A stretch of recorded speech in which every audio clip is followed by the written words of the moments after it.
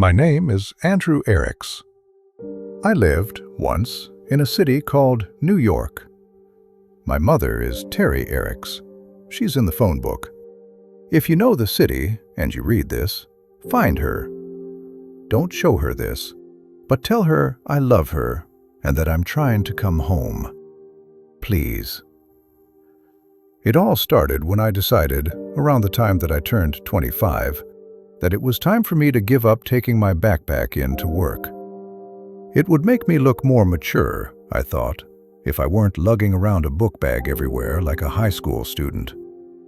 Of course, this meant that I had to give up reading in the subway in the mornings and afternoons, since I couldn't quite fit my paperbacks into a pocket.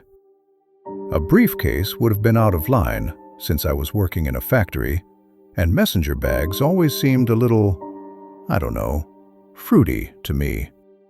Too purse-like for my liking.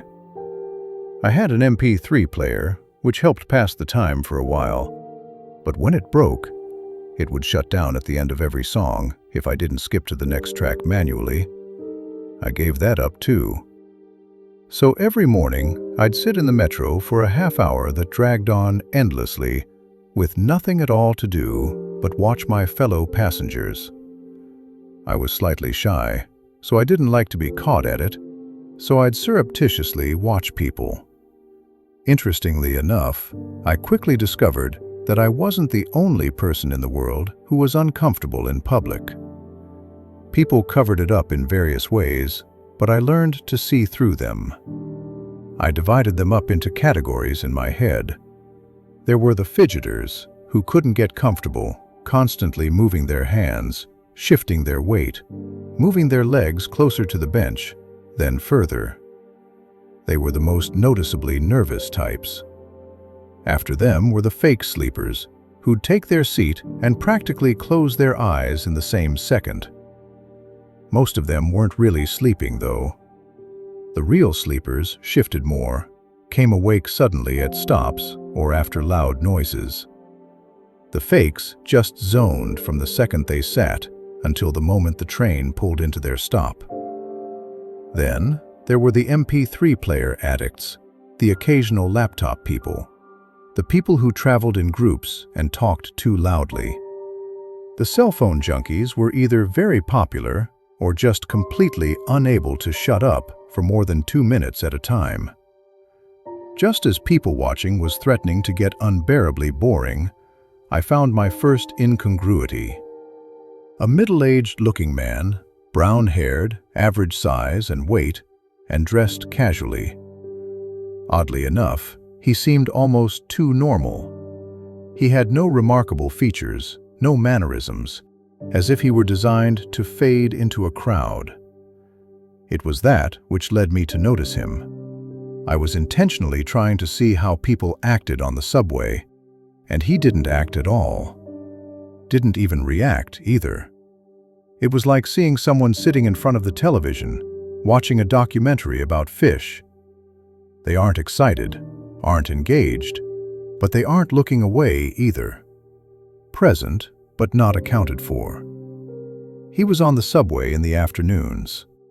It was more than a month into the people-watching experiment before he caught my eye, because I didn't catch the same subway every day and didn't consciously sit in the same car when I did. I saw him for the first time on a Monday, I believe, and for the second time on the Thursday of the same week. He obviously did catch the same train and sat in the same car, in the same seat even. OCD much? I thought at the time. Since he'd caught my attention so much the first time, I watched him more avidly the next. He was, frankly, downright unsettling. He didn't do anything at all. He sat there, expressionless, head straight, no matter what happened. A woman with a wailing child entered the car and sat right behind him, and still nothing. He didn't so much as turn his head or frown in annoyance. And that kid was fucking loud, too. By the time the subway reached my stop, I found myself queasy, and when I exited the car, my hands were shaking like I was having a nicotine fit. Something about that man was wrong. He was, I thought, some kind of freak, a sociopath maybe, one of those quiet guys who it turns out has a dozen women's heads in his freezer. The first victim, his mother. I found myself intentionally dawdling after work in the afternoons, stopping to browse in kiosks in the mall near the subway, even when I didn't intend on buying anything. For a couple weeks I avoided catching that subway, and when I found myself at the stop when it was pulling in, I made sure to choose a train car as far from the one I'd seen him in as possible. Then, one morning, I saw another person who set off the same warning bells in my head. A woman, just as plain-looking, just as out of place in hustle and commotion around her. The moment I recognized her, I realized later, was when my obsession began. My people-watching, which had began as a bit of a hobby to stave off boredom, became something of a religion to me. I couldn't enter a subway or ride a bus without finding myself examining everyone, filling out a mental checklist in my head. Plain clothes of solid colors, no brands? Check. No expressions, no casual glances out the windows or towards other passengers? Check. No bags, purses, or accessories?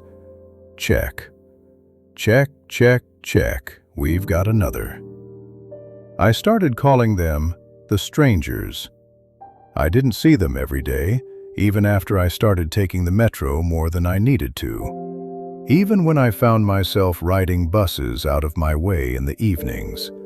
But they were there, often enough. Seeing one would set my teeth on edge, make my palms sweaty, and my throat feel dry. If you've ever given a speech, you might recognize the feeling. Even though they didn't pay me the slightest bit of attention, I felt like I was on display for them. I could see them, plain as day. How could they miss me? They didn't, though, not in any way that I could tell. And when, eventually, my curiosity overpowered my fear, I decided to follow one. I chose the one that I'd found first, the man in the afternoon subway who always kept the same seat. I got on and took a seat behind him. We rode to the end of the line, and he rose and walked out before I did. Keeping distance between us, I tailed him, but he didn't go far. He took a seat on a nearby bench, as expressionless as always, and I turned a corner and waited, trying to look nonchalant. After a few minutes, the next metro arrived, and I watched him enter it and saw him take the same seat. I couldn't find the nerve to follow him again. He hadn't gone anywhere. He just rode the metro to the end of the line. And then what? Rode it back? What possible reason would anyone, have for that? It nagged at me, long after I'd rode a later train back home and tried to get some rest. I couldn't leave it alone, not until I could make some sense of it. I found myself more than confused. I was downright angry now. Why was this uncanny bastard, this almost inhuman person, riding subway trains back and forth, going nowhere? The mind, I once read, recoils from certain things because the very sight of them is an affront. Spiders set it off in a lot of people, particularly great big ones. They just look wrong to us, alien. That was the effect the strangers were beginning to have on me. They offended my senses. I followed him again the next day, and again the day after that. Every day for at least a week, the two of us made our silent trips together, though only I knew it. By the end of the week, I was following him for hours, until the last train that stopped at near my apartment block that night. We rode from one end of the city to the other, then back again. I wasn't people watching any longer. I was person watching, stranger watching. I didn't have eyes for anyone else, though peripherally I noticed more than a few confused glances sent my way. Other than that, we two might have been the only two people on the planet for all I cared. The manager was kind and timid, but firm. I wasn't concentrating. I had no focus. Wasn't being anywhere near productive. It was actually quite a speech, I think, but I could barely hear it. All I could think about was my new work, my vigil. What would that man, no, that thing, on the subway get up to when I wasn't there to keep an eye on him? I left work for the last time at noon that day. Normally, I'd have started tailing my subject at 5:30, but I was sure that he'd be waiting for me. I wish, now, that I'd paid more attention to that day. Was it sunny? It was summer, after all. I could have walked around downtown, maybe checked out a few pretty girls. Could have had an iced cappuccino and a smoke at an outdoor cafe, and then gone home, put my growing obsession out of my head. Found a new job, and taken to reading on trains and buses again. Instead, I waited. More than one train goes up and down the lines, so I sat in the station for at least an hour until I saw him through a window. I walked into the subway car and noticed that for the first time, my skin wasn't clammy, my hands weren't shaking, my heart wasn't pounding hard. I sat for the first time right across from him, directly in his line of sight. Watched for a change in his face. Would he recognize me? If he did, I saw no sign of it, and I was looking hard. We must have made quite a pair, sitting across from one another that afternoon, staring at and into one another. It was hard not to let the building enrage in me contort my face, but with effort I was able to keep as still and as expressionless as him. Inside, I practically screamed at him, "React to me, you fucking asshole! See me, damn it! I know you for what you are." I didn't, though, and my silent demands weren't answered, not the first trip around, or the second, or the third, or 10th. We rode far into the night together, and at each terminus we got out together and waited. I sat right beside him on the bench, watching him from the corner of my eye, and still got nothing from him. But two could play that game as well as one. Finally, we made our last trip together. I had him and knew it. Last trip of the night before the train stopped running. I'd always let him get away from me at that point because the end of the line is a long way from my home, and the buses stopped running at the same time as the subways. But this time, I'd follow him, finally see what he was when the train stopped running. I'd get some answers, maybe. The subway rolled on, and the anticipation grew in me. The car emptied out around us slowly until it was just we two silent watchers below the city. I fought to keep a manic grin at bay, and the subway train slowed to a crawl, then stopped. The end of the line. The stranger didn't move, still didn't react at all. The car stood still, doors open. I could dimly hear the last few stragglers making their way out of the station somewhere behind us, footsteps echoing in the silence. Nothing. The speaker system dinged to let anyone half asleep know that we'd reached the terminus. Still nothing. And finally, I could hear footsteps again. A conductor or something, popping his head into each car to make sure it was empty before taking the train wherever the hell it goes for the night. I didn't take my eyes from my silent quarry. I managed to see the conductor from the corner of my eye when he finally reached our car. He looked in, His eyes roamed over us, and a puzzled look came over his face. He blinked a few times and paused. I waited for him to speak, and the moment stretched out, but then, with a slight shake of the head, he left us. There was a car ahead of ours, and I heard him stop to check that too, and then a few minutes later, the train started up again. We rode for a time, and then looped around, and the subway was parked.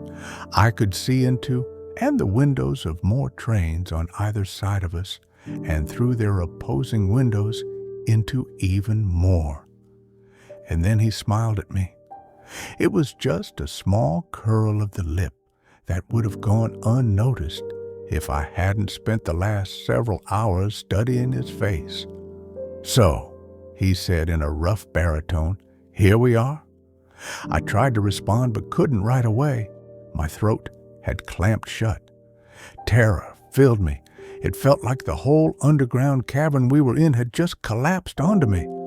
I coughed and stammered and finally managed with a raspy voice to ask the question that had kept me up at night, drove me halfway to madness, and led me to this place and this moment.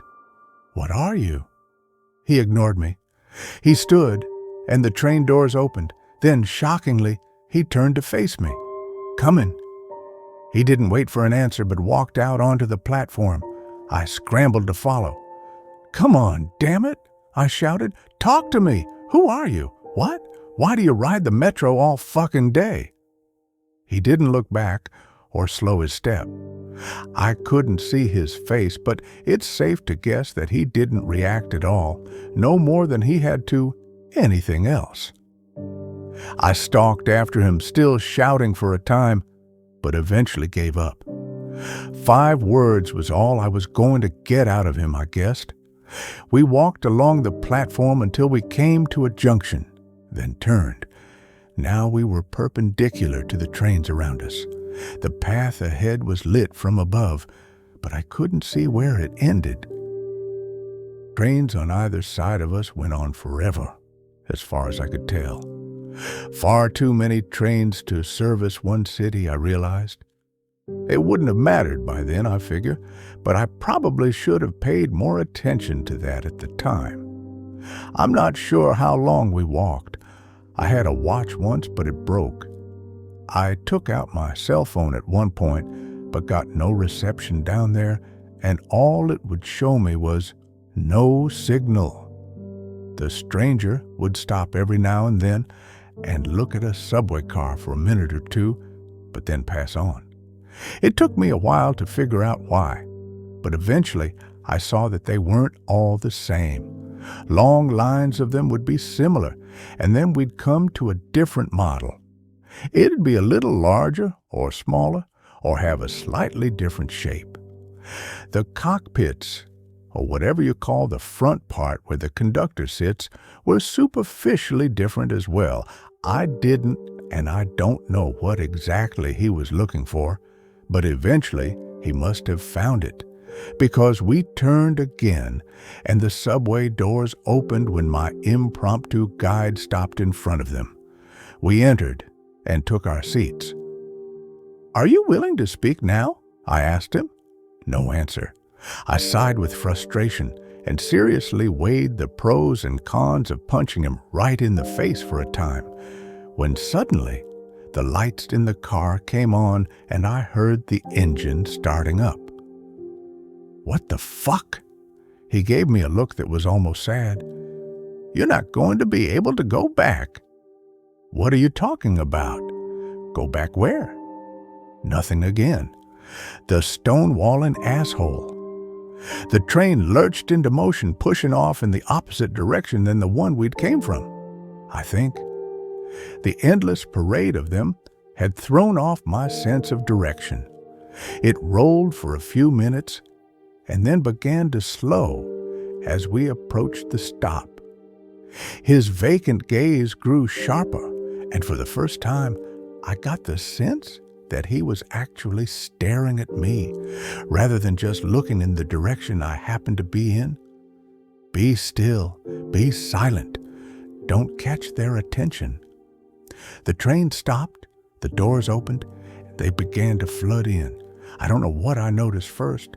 The weird clothes, the two long arms with hands that almost brushed the floor, the jet black eyes and angular faces, or the blue-gray hue of their skin.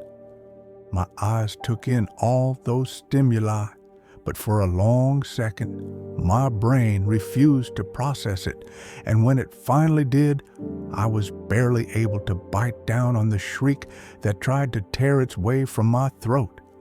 I thought my heart was going to explode. Hell, I thought I was going to explode. I was like a strummed guitar string. Everything in me lurched and throbbed.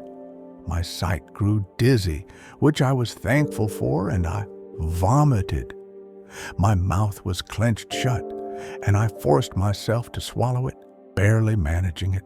My instincts were screaming his words at me, "Be still, be silent, don't catch their attention." That day is a blur. We rode the subway car up and down the line, still and expressionless, for hours, for days perhaps. It seemed much longer than the line I knew, the line I'd followed the stranger along. The hideous things around us seemed to pay us no undue attention, though we must have stood out fiercely. I was so petrified with fear that when we finally returned to the endless cavern of trains alone, I burst into tears. I collapsed to the floor and just sobbed for a long time, the stranger watching impassively. When I gained control of myself, I looked at him imploringly. "Take me home," I croaked out. "Please." "I can't," he told me. "Don't know which one of these would lead you back, if any of them do." He stood and walked out onto the platform, and I rose wearily and followed him. He spun around sharply. "I think you've followed me enough."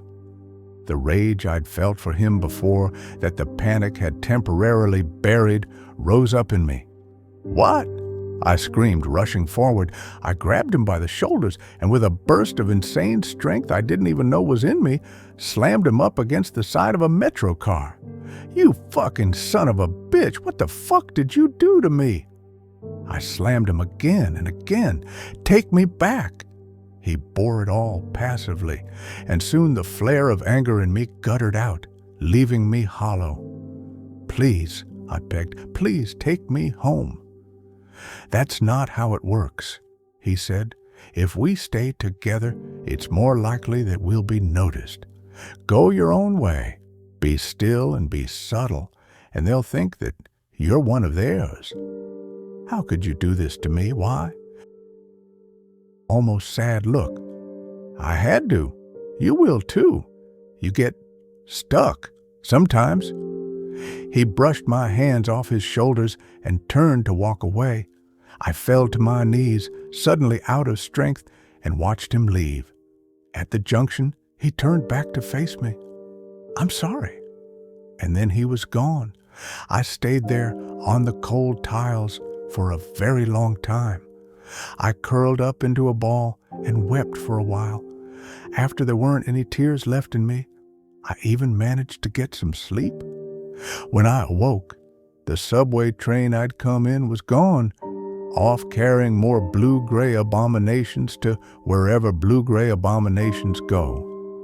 I couldn't handle going back there anyways. I tried to find my way back to where I'd started, to find a subway that I recognized, but I wasn't even sure which direction I should have been going in anymore. I walked for an hour, then another. Finally, I found one that might have looked familiar, or I was desperate enough to imagine that it did. When I stepped up to the door, it opened for me, and I took a seat. It started up, and in spite of being a lifelong agnostic, I prayed my heart out. The train slowed to a stop, the doors opened, and for a second I thought I was saved. People, human beings, I'd be the most devout man in the world. Then I noticed the eyes, specifically the third, large eye in the center of their foreheads. Well, fuck you then, God, I thought. They were easier to take than the last bunch, though, and I was thankful for that. The third eye blinked independently of the other two, though, and that was nauseating. And when one of them smiled or laughed or spoke with another, I couldn't help but notice that their teeth were sharp and misshapen and yellow-green with filth. But if I was careful and selectively blind, I could pretend for a stretch that I was home, until one of them entered with a sandwich in hand, and I realized with a start that I was starving and hadn't eaten or drank in what must have been days. The next terminus I came to, I decided to try and find something to eat or drink.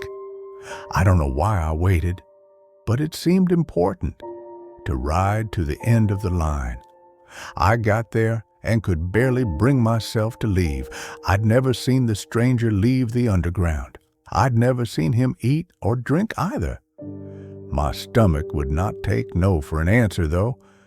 I steeled myself and tried to keep my face carefully neutral and made my way out into the station proper.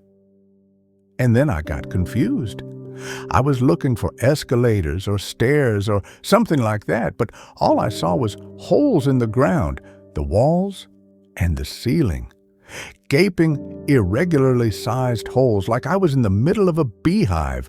What was I supposed to do? Leap into one? It didn't make any sense to me, not until someone came through one.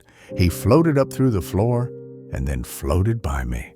He frowned for a second, or at least I think it was probably a frown, but apparently whatever kept them from recognizing me as alien in the subway extended at least this far. It did not, unfortunately, allow me to levitate, which seemed to be the only way out of the subway station beehive thing. Swearing, I made my way back down to the tunnel. I was angry, lost, starving, and I'd been abandoned to a fate that, if it wasn't worse than hell, was at least twice as stupid and 3 times as nonsensical. I was not in the best frame of mind, which I feel excuses the mistake.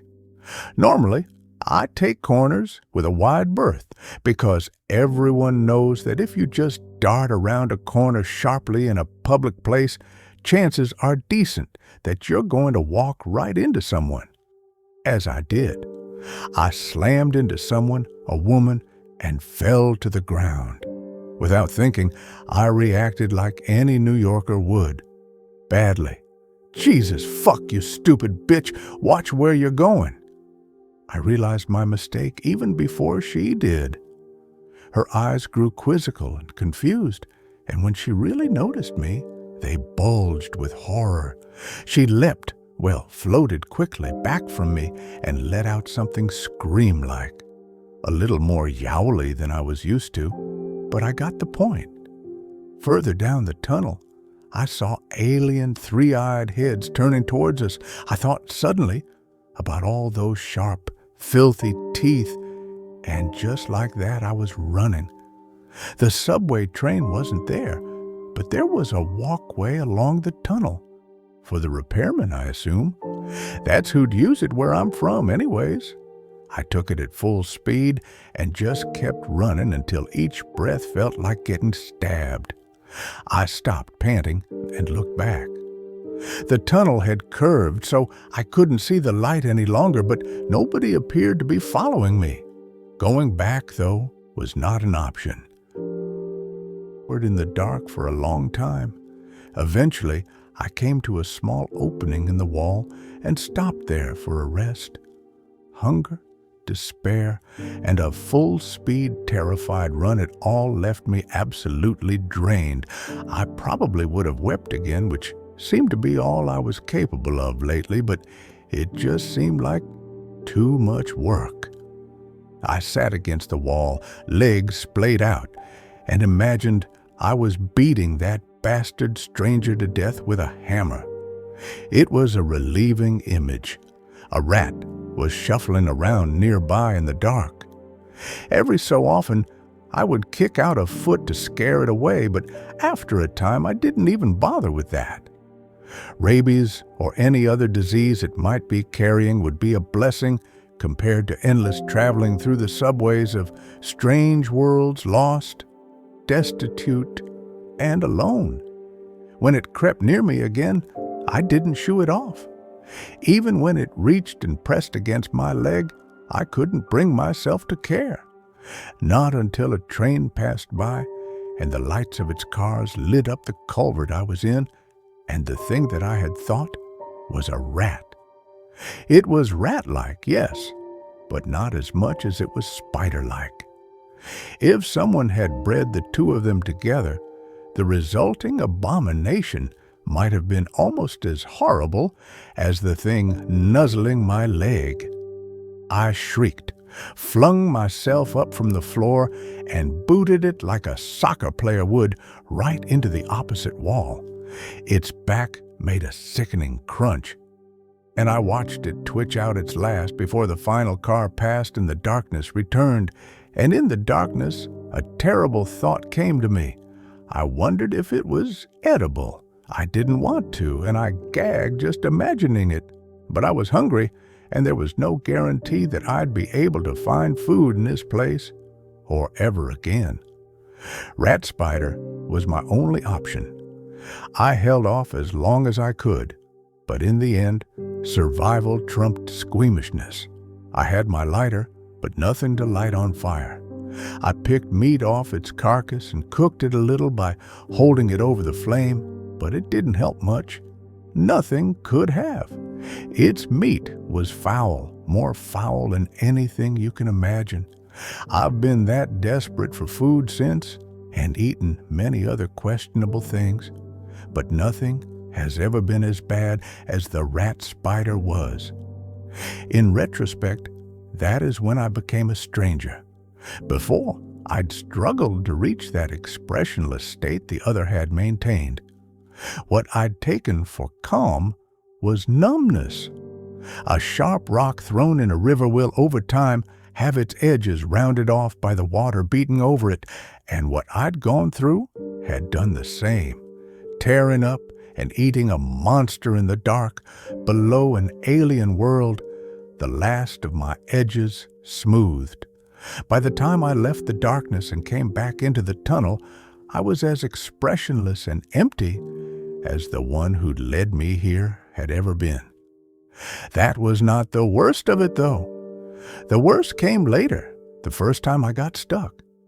The stranger had mentioned it, but in the state I'd been in, I had hardly noticed. One night, at the end of the line, I was asked to leave the train. The world was one of the closer to normal ones. The people were almost human, as I recognized it. They were orange, sure, and hunchbacked. But other than that, they were practically normal. After the last world, where the people had been hideously overweight, six-breasted hermaphrodites with no noses, the orange guys were pretty much beautiful to me. I thought at first that the conductor was talking to someone else, but I was the only one in the car. And moreover, I'd understood him. The oranges certainly hadn't been speaking English all day, but nonetheless I could understand what he was saying. When I stood, I began to realize why. I couldn't stand up straight. I was hunchbacked, and as I saw in my reflection against the window as I exited, orange. I pieced together the rest from there. Stuck meant that I was trapped in this world for some reason, and stuck looking like them as well, which would be handy if I wanted to take the opportunity to leave the subway station, which is possible most times, but requires a lot of care and is quite overwhelming. Alien worlds are a little revolting, I've found. You try to compare them to your own, but the differences are so vast that it just makes you sick. Anyways, because it was clear I wasn't returning to the central hub, what I'd taken to calling the infinite line of subway trains, that night. Or any other night, I soon found out. Whatever had let me go unnoticed wasn't working any longer. I considered briefly staying, But this place wasn't home and could never be. Even if they looked like me, their culture was bound to be different. That was a lesson I learned before. Even worlds where the people are absolutely indistinguishable from me are fraught with danger. I was once on a world where the people looked just like me. Well, actually, they looked Brazilian, but that was more than close enough, and learned the hard way that the gesture that to me means hello meant something gravely insulting. Insulting enough that I'd been beaten half to death while a crowd looked on with approval. Besides, even if that place had a culture I could fake, I didn't want to stay. I wanted one of two things: to find my way home or to find the stranger who'd set me on this path and beat the shit out of him. Nothing else would do. So I wanted to move on. I wasn't sure, though, if I could do to some poor sucker what had been done to me. Could I really force someone else to wander the eternal underground like me? It turned out I didn't have to. After a few months, one of them did notice me. Yes, and begin to follow me for weeks. I very carefully made it seem like I hadn't seen him, just like the stranger had. But I was torn between the desire to warn him away and the desire to bring him to the end of the line so I could leave his dismal world already. The last night, he followed me to the end of the line, just as I had once done. He hadn't managed to work up the nerve to sit right across from me, though. And as soon as the train stopped at the terminus, he rushed off. I waited, hoping the conductor wouldn't see me and I could continue on, but to no avail. I left the car and the metro rushed off without me, and I cursed inside. As I walked around the corner towards the ticket booths, the young man who'd been following me attacked. He had a wicked, curved knife and should have caught me by surprise, but I'd been traveling through hostile alien worlds for several years. My reflexes were sharp. We struggled viciously before I managed to wrestle the knife from him. I don't know how it got in his neck. I don't think I wanted to kill him. I hadn't even been that angry, remembering my own building rage from so long before. Afterwards, as he lay there, bled out, I got pissed. I kicked him repeatedly, shouting, "You dick! You were supposed—" Kick, kick, to follow me. Kick. I fled the scene of the crime, but not for long. I was there bright and early the next day to catch the first subway of the morning, and that night, when I rode it to the end of the line, I was invisible to the conductor again. I guess you can either kill them or bring them with you if you want to return to the central hub. I was invisible again, but I was also orange and hunchbacked still. I stayed that way until the next time I became stuck. The next time I killed. That one went much faster. I didn't wait for her to follow me. Once I was recognized as a stranger, I recognized her as the next one, and I made my choice. I won't bring anyone else into this. It makes me wonder, though, about the stranger who inducted me. I wonder what he originally looked like, and whether he knew he could have killed me. I wonder, too, about the others I saw back home, and the rare few I come across since I left.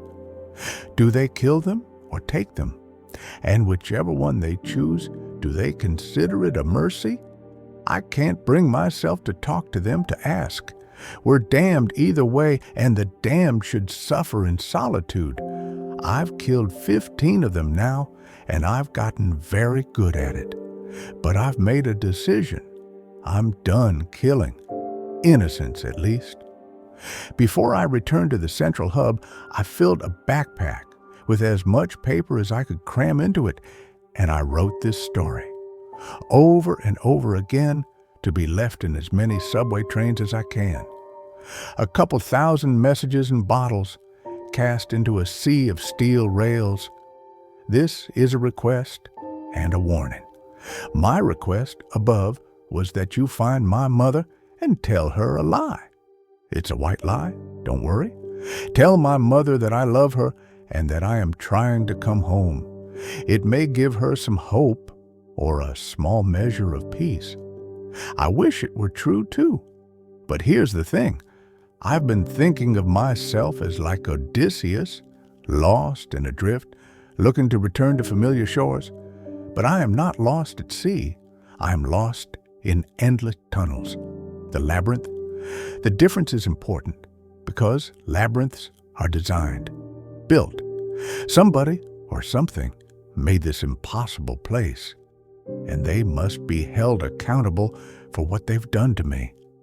They cast me as Theseus, not Odysseus, but I won't play that part any longer either. The strange rules of this place have turned me from the human I began as into something else, then something else again.